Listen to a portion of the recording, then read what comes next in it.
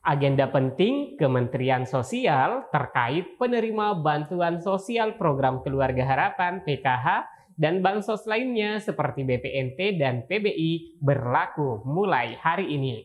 Nah, perlu teman-teman ketahui bahwasanya setiap surat yang turun terkait penerima bantuan sosial itu berarti sifatnya penting, dikarenakan menyangkut masalah kepesertaan bagi pemerlu bantuan sosial tentunya. Bagi teman-teman semua yang telah menjadi peserta ataupun penerima bansos dan yang belum mendapatkan bansos seperti PKH, BPNT, dan PBI, tentunya wajib mengetahui informasi ini. Dan sebelum kita lanjutkan isi beritanya, pastikan teman-teman telah subscribe dan mengaktifkan lonceng notifikasinya agar teman-teman selalu mendapatkan updatean berita seputar pencairan bantuan sosial seperti program Keluarga Harapan PKH, BPNT, dan subsidi pemerintah.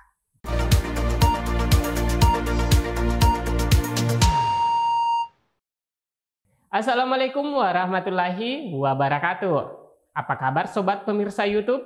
Saya berharap sobat semuanya selalu dalam keceriaan, diberikan kesehatan dan tetap bersabar menantikan proses persiapan data penerima bantuan sosial dari Kementerian Sosial Republik Indonesia.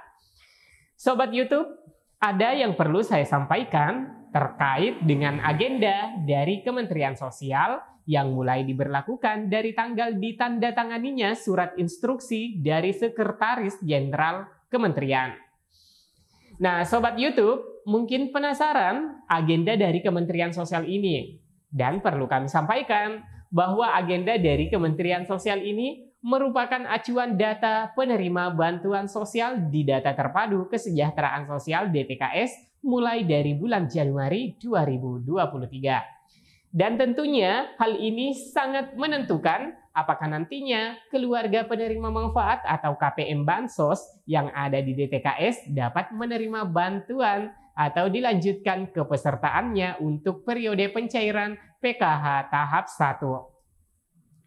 Periode salur bantuan program sembako BPNT periode Januari, Februari, dan Maret maupun keaktifan Bansos PBI-nya.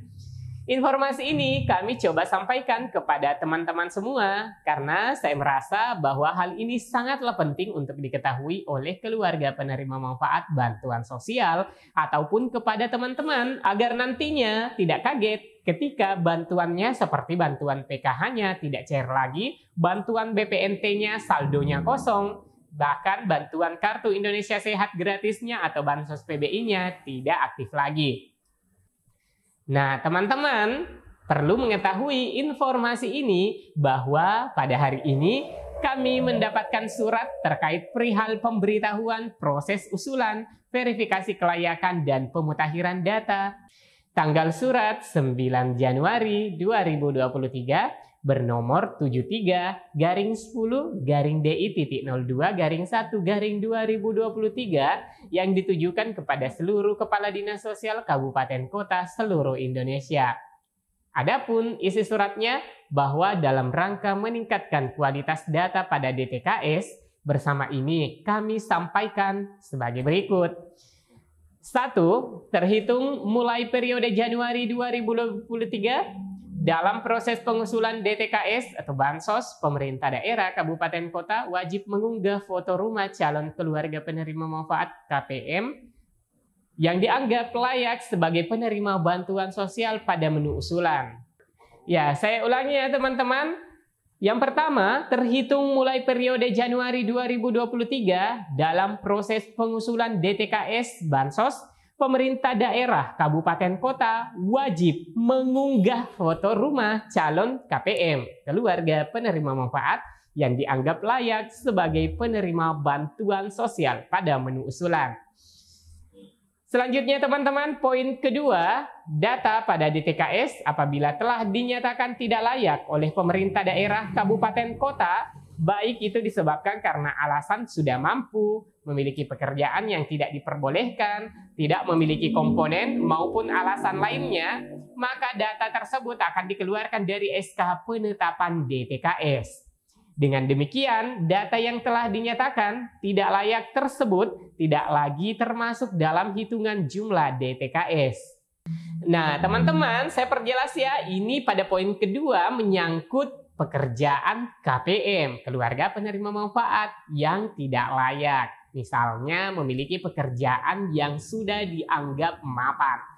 Nah, teman-teman, lanjut pada poin ketiga terhadap data yang ditidaklayakkan sebagaimana pada poin kedua tadi, apabila di kemudian hari telah terjadi perubahan dan dianggap layak untuk menerima bantuan, maka data tersebut dapat diusulkan kembali ke DTKS atau Bansos. Nah, teman-teman, pada poin ketiga ini ada hubungannya dengan poin kedua tadi. Jika memang terlanjur keluar dari SK penetapan DTKS, maka boleh diusulkan kembali untuk masuk ke dalam DTKS jika memang warga tersebut memang betul-betul butuh bantuan. Teman-teman, poin keempat selanjutnya untuk meningkatkan akurasi data, mohon agar pemerintah daerah kabupaten kota dapat melakukan pemutakhiran data pada DTKS sekurang-kurangnya 1 kali setiap bulan melalui menu pemadanan ulang pada aplikasi 6NG. Nah, teman-teman, intinya bahwasanya Sekretaris Jenderal Kementerian Sosial mengirimkan surat ke daerah-daerah seluruh kabupaten kota di seluruh Indonesia terkait kelayakan dan ketidaklayakan penerima bansos yang ada di DTKS. Terkait isi surat dari Kementerian Sosial yang memuat agenda yang harus dilaksanakan oleh daerah masing-masing di seluruh kabupaten kota terkait kelayakan KPM penerima bantuan sosial baik itu PKH, BPNT maupun PBI, dan bagaimana selanjutnya kabar terkini untuk PKH. Karena ada banyak berita liar dan simpang siur pemberitaan seputar pencairan bansos. Dan rasanya ya, bagaimana ya teman-teman? Karena informasinya tidak memiliki dasar. Kenapa saya bilang begitu? Karena hingga saat ini masih belum ada informasi data bayar ataupun SP2D yang turun ya teman-teman.